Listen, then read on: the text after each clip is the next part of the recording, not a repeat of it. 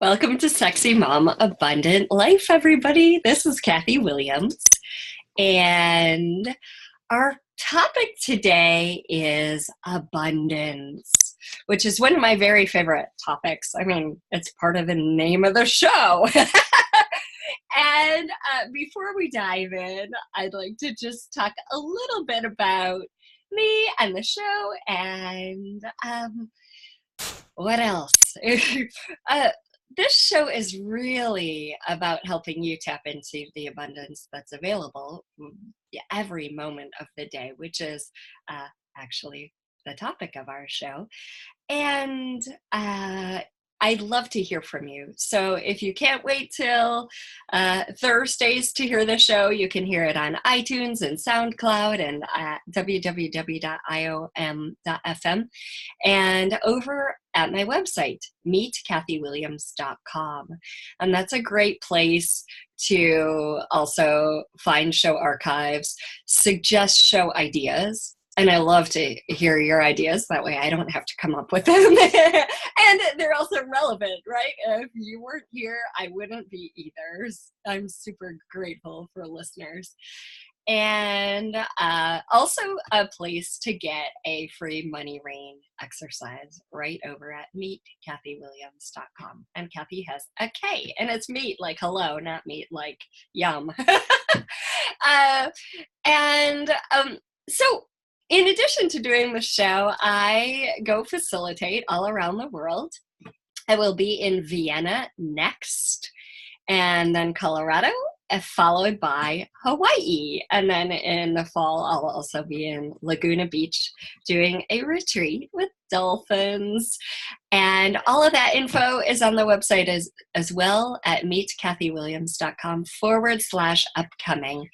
And then one of my favorite things to do is facilitate online, because there we get people from all over the world, from South Africa and Australia and London and just all Brazil, all over. And the interaction that can take place is super fun. And my next online class is Radical Abundance, and I'll talk about that during the show. It's a life-changing class, and it's one that kind of just one day I sat down and I created the whole Radical Abundance manual. It was one of those things that I, on some level, must have been looking to create, but on another level, like it was this intuitive thing that just flowed through. So we'll talk about elements of abundance today and what radical abundance even means. So let's start there, actually. Abundance, the dictionary definition anyway, is the state or condition of having a copious quantity of something. In essence, a lot. And plentifulness of the good things of life. Prosperity.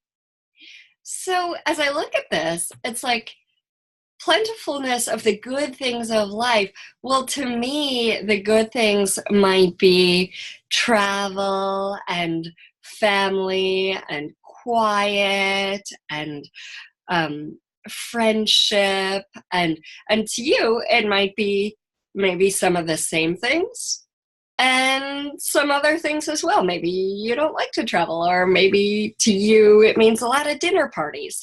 It's sort of like the good things are relative. Good is relative from person to person. Someone, I'm thinking of a friend, like maybe you enjoy a lot of parties and the friend doesn't like the parties at all, right? They'd rather have a copious amount of quiet, time to write, time to reflect. And so one of the first things I like to do is help people kind of reflect on, if you were living a life of abundance your way, that was totally abundant, had no lack, what would that be? What would it be? And it's kind of nice to flush this out. I'm a big journaler. To me, journaling helps unearth a lot of things that are true for me that might get covered up by my awareness of all the things that are true for other people. because most of us are super aware, like giant sponges. So for me, like starting to write about these things are really useful. And then, to look at it and ask, well, is this really true for me? Because again, we get so many societal messages. Oh, the nice car. Oh, this and that. I recently was at the home of a friend who has 2 Porsches. And I'm aware of the constriction in their financial universe where it's like they have 2 Porsches and they actually don't feel radically abundant. They don't have this sense of freedom.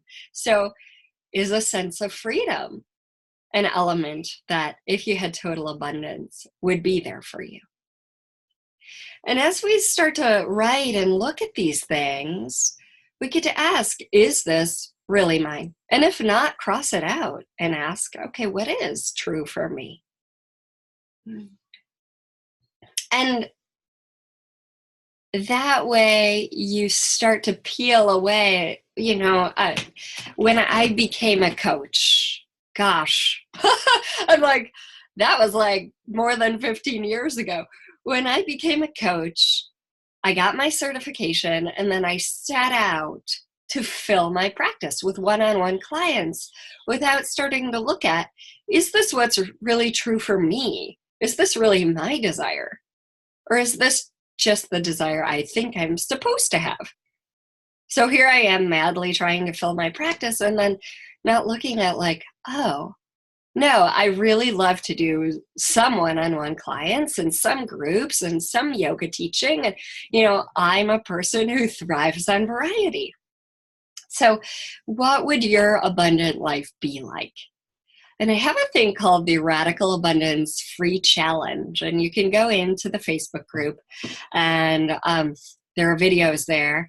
Sign up on my website, meetkathywilliams.com/abundance.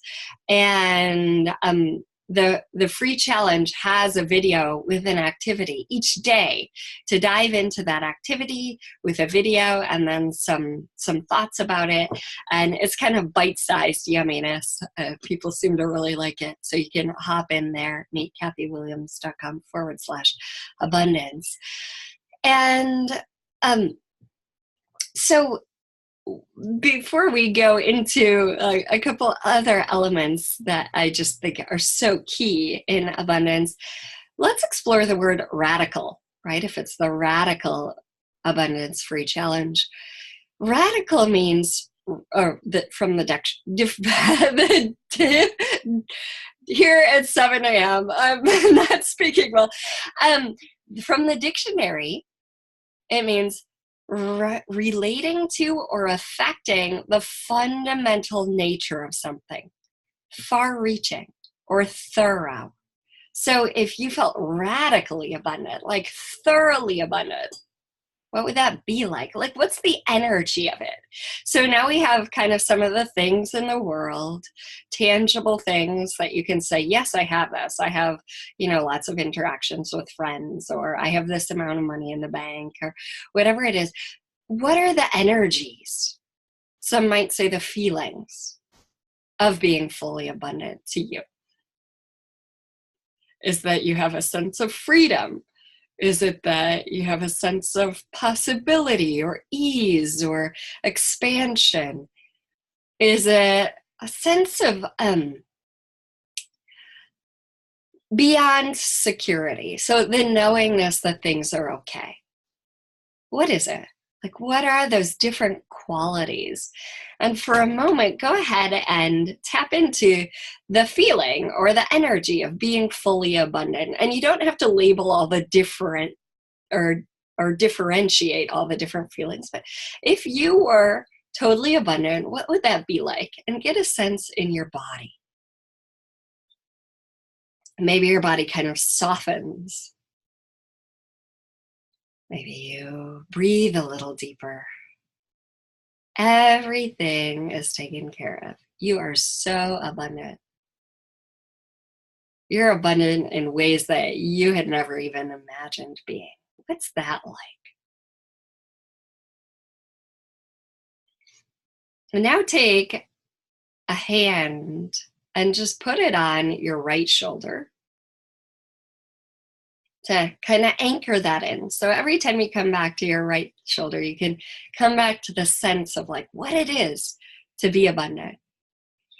Because as you practice this, as you kind of rehearse it in a way, you, one,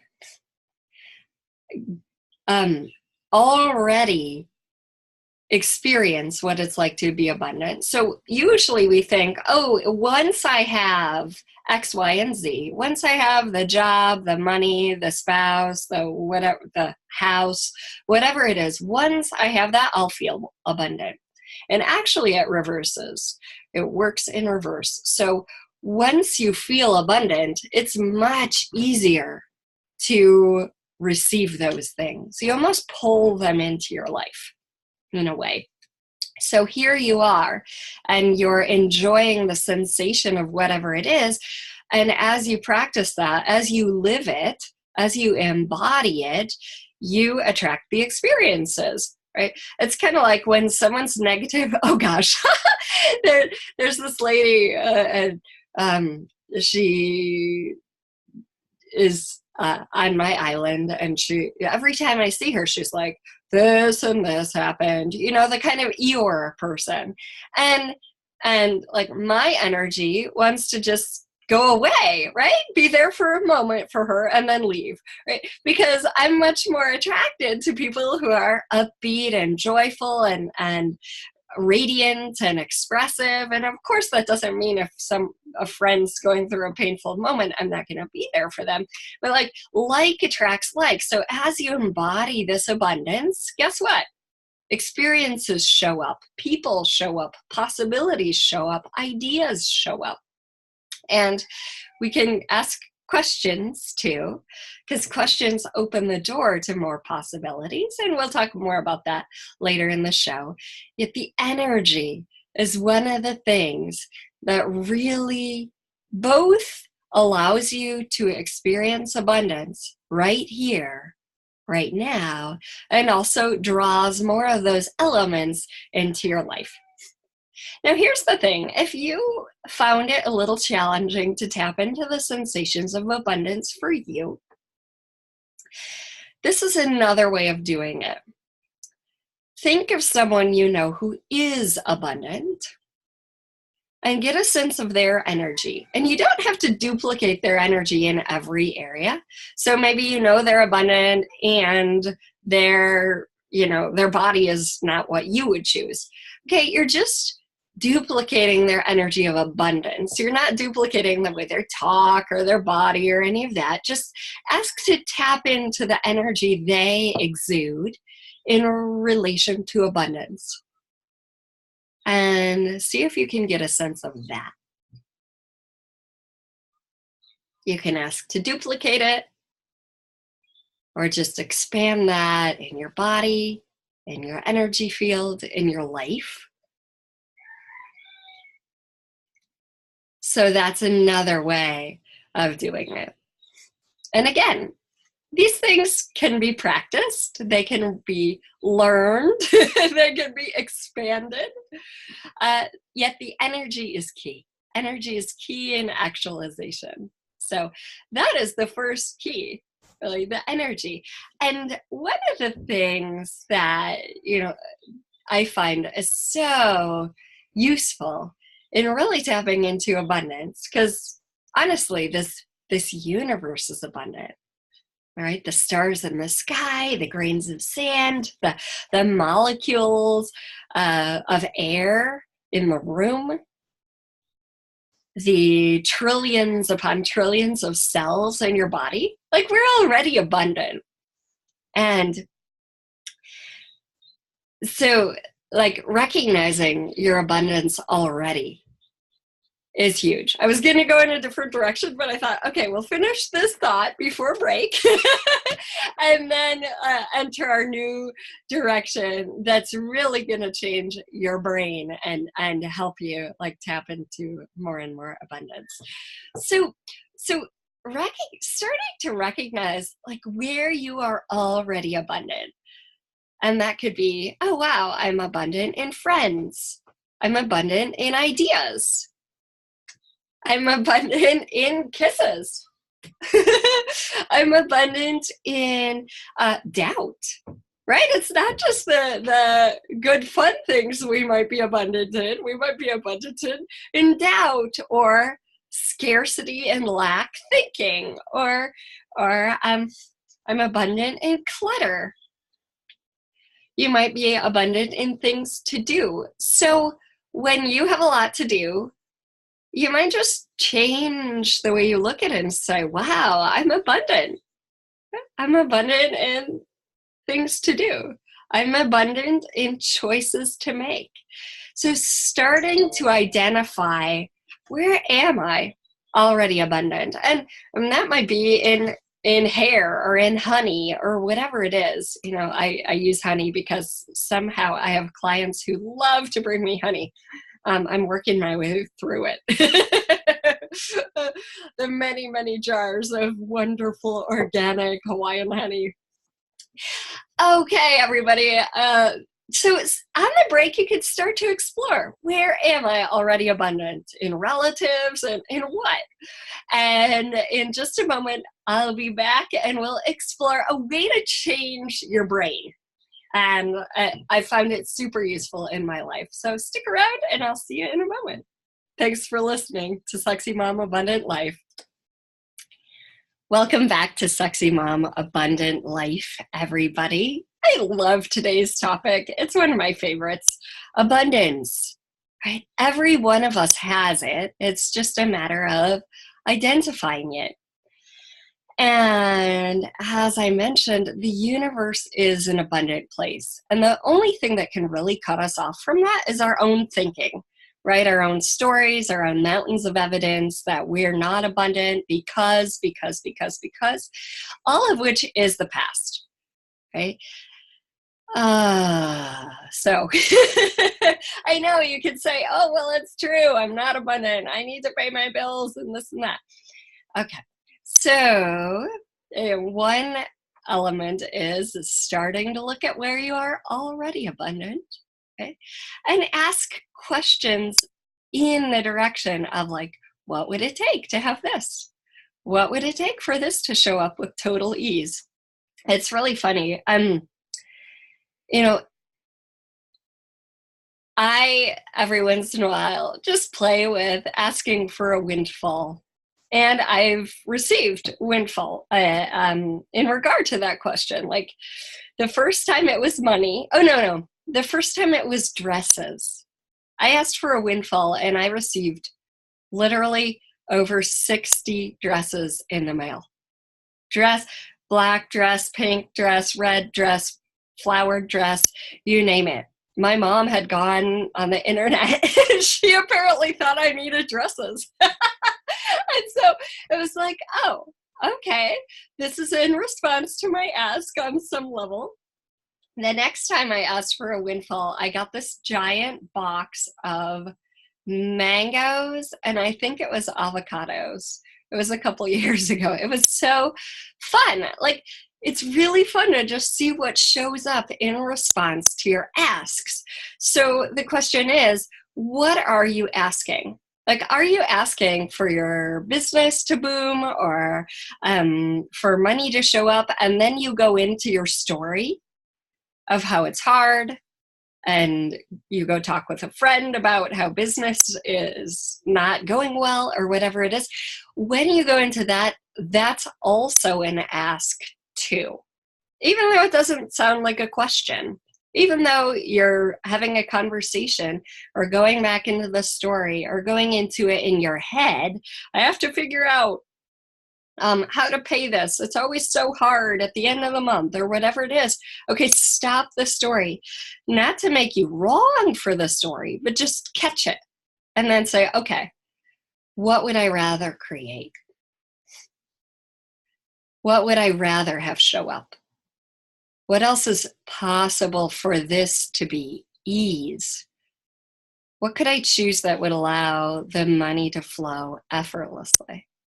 What could I add to my life to allow more ease with us, or allow whatever it is you're asking for to show up with total ease, right? Because that taps you into the curiosity, right? Really ask it with curiosity. Because I've heard people ask questions like, well, what else is possible? But they're not actually asking a question. They're not addressing it with the curiosity and the openness of a question. When you get into I wonder type of attitude and type of question, you're actually in a spaciousness to allow things to show up. Well, I wonder what it would be like for it to be easy for me to have enough money to pay my bills and even more coming in. I wonder what I would have to choose and do different to have that. And whatever it is, if you're asking for more free time, if you're asking for more, a better relationship, like, I wonder what it would be like to have more free time. What could I do and be different to have that?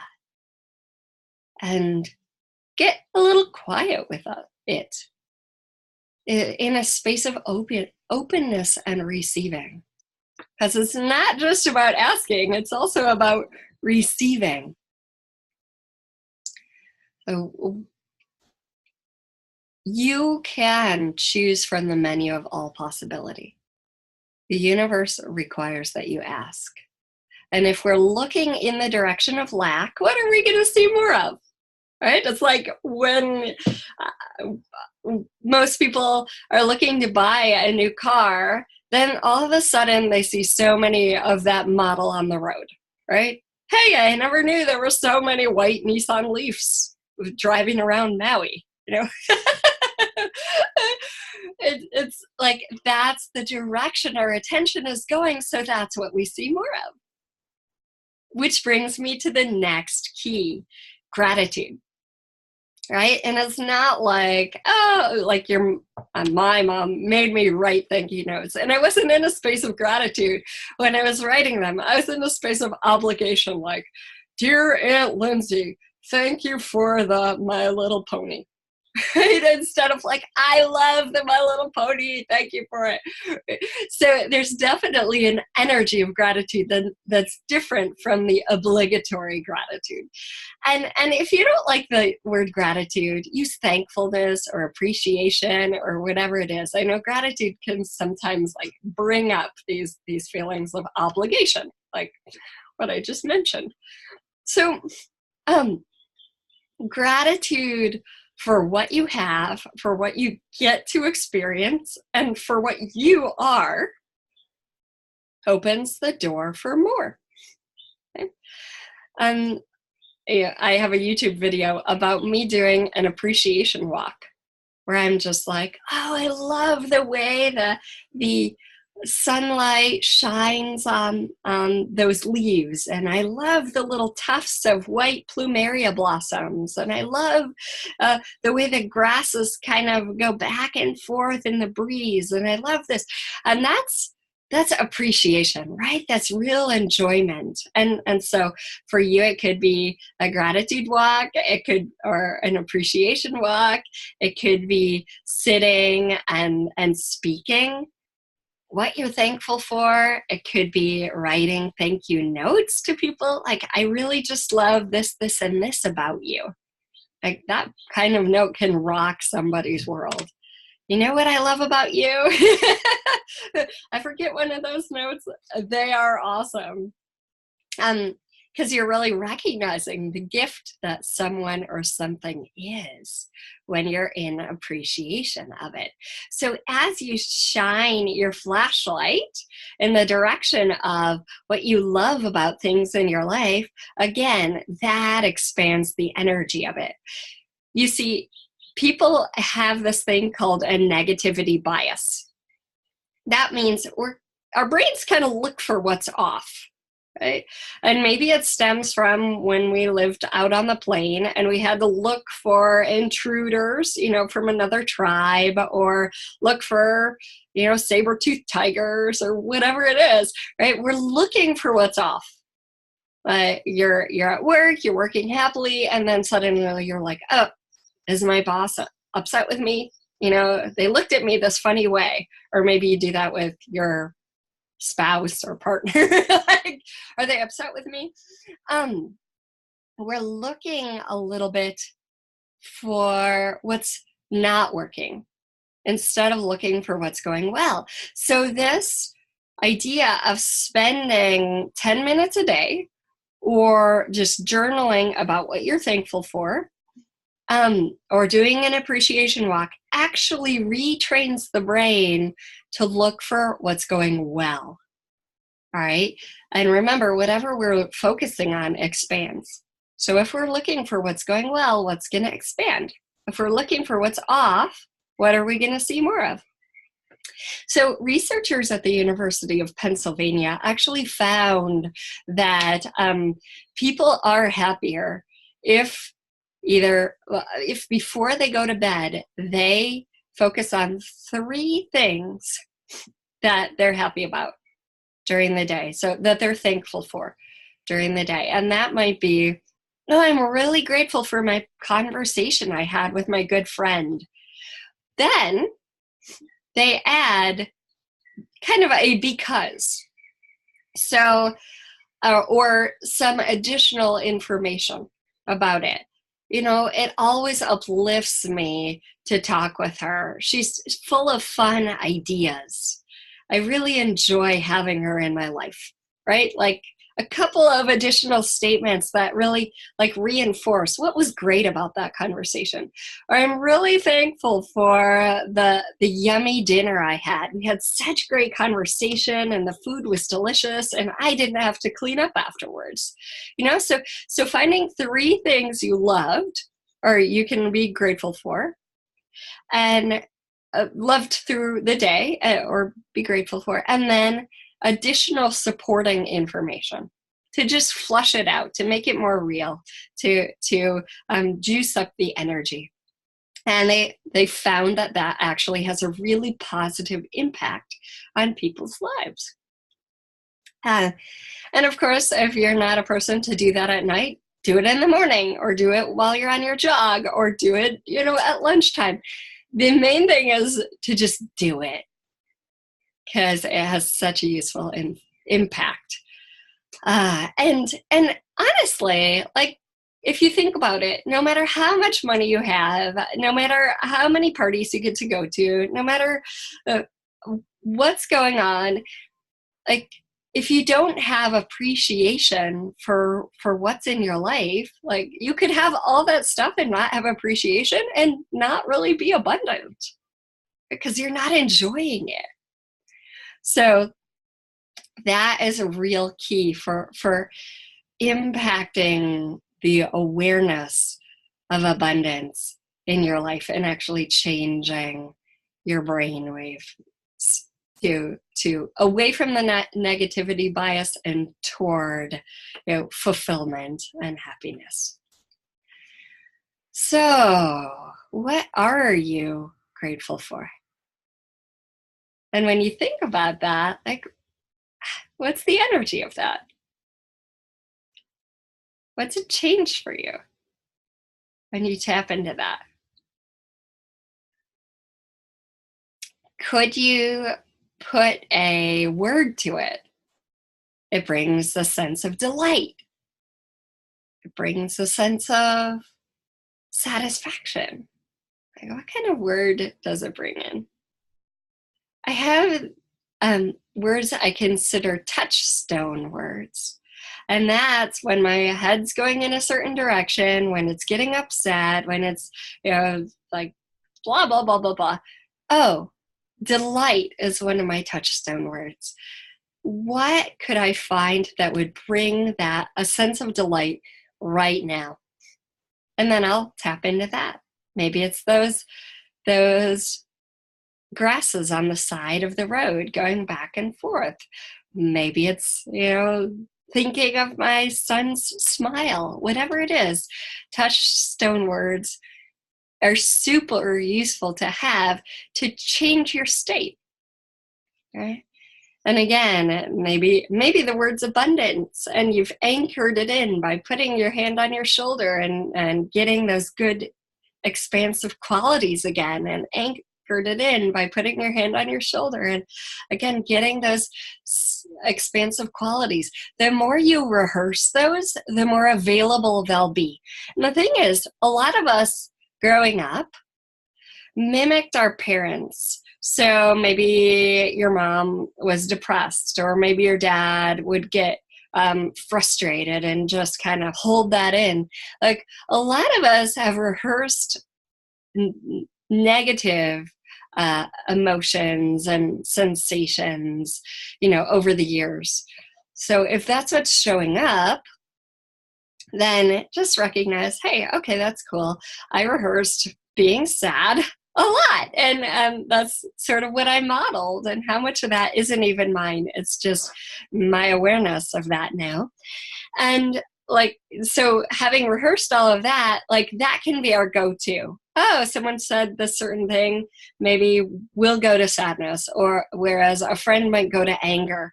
But you can rehearse feeling good enough that you don't have to go to sadness or anger. You could go into possibilities.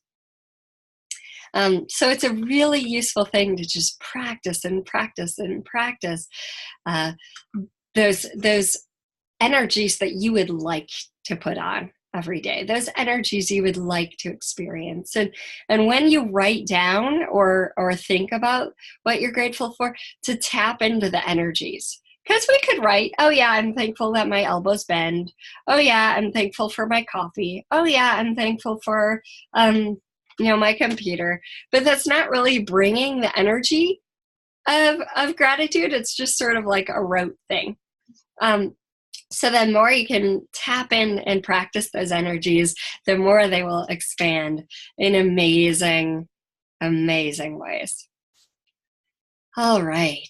So even when you have thoughts of lack, you have abundance, right? An abundance of lack thinking. and it's like, what abundance can you perceive and receive today? I love to ask questions like that while I'm in the shower. What abundance can I receive today? Universe, show me. Universe, show me my magical capacities with, and then fill in the blank. If you have to do a presentation or have to, talk to people, my magical capacities with communication, my magical capacities with receiving. Universe, show me my magical capacities with money today. What would it take to have more money show up than I could even imagine? Surprise me. Right? Ask, and you shall receive is a law of the universe. So what are you asking? Okay. Then you have to also be open to receive it. And we think if it doesn't show up immediately, we haven't been heard. So we'll go in that direction when we come back in a few minutes. And for now, maybe you'd like to just tap into, what are my kind of touchstone words I'd like to have that evoke a quality that I'd like to come back to when I'm feeling off. Thanks for listening to Sexy Mom Abundant Life, and I'll be back in just a moment.